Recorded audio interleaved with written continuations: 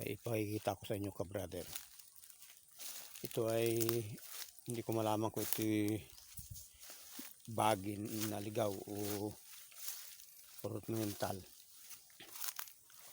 Dahil ilang beses ko na itong putulin, no? At kapag may natitirang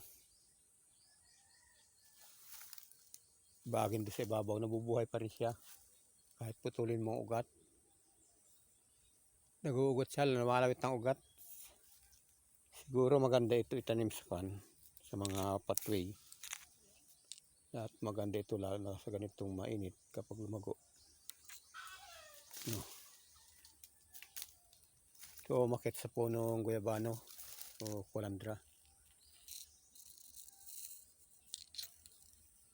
Oh.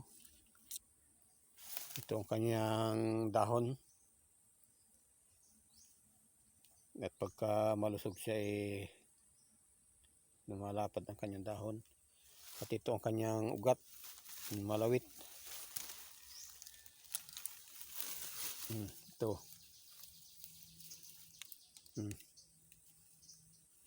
Kahit putulin mo siya, ay pilit pa rin siyang nabubuhay. Uugat siya. Kahit lagot na ang katawan. At maganda itong itanim siguro sa mga pathway. At kapag lumawit na ang mga ugat, pwede mong i-trim na tamang-tamang hindi sasagi sa ulo ng mga magdaraan. Ito ang kanyang bagin, oh.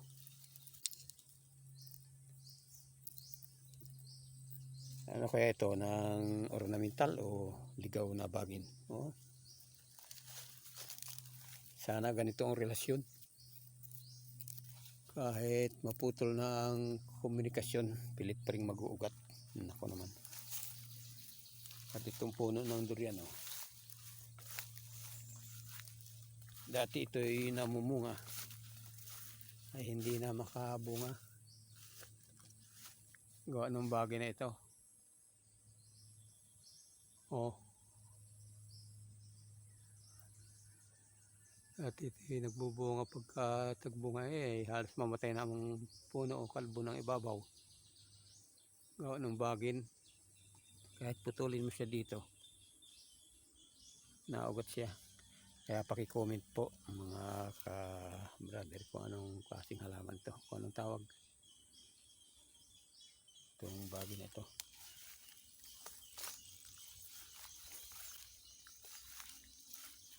Ganda kanyang ugat. Para mga sinulid na nakalawit. Oh, pag nagsama-sama yan, oh.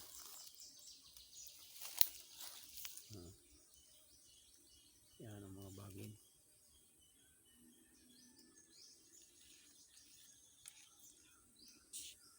Pa-comment naman kung anong tawag dito sa bagin na ito.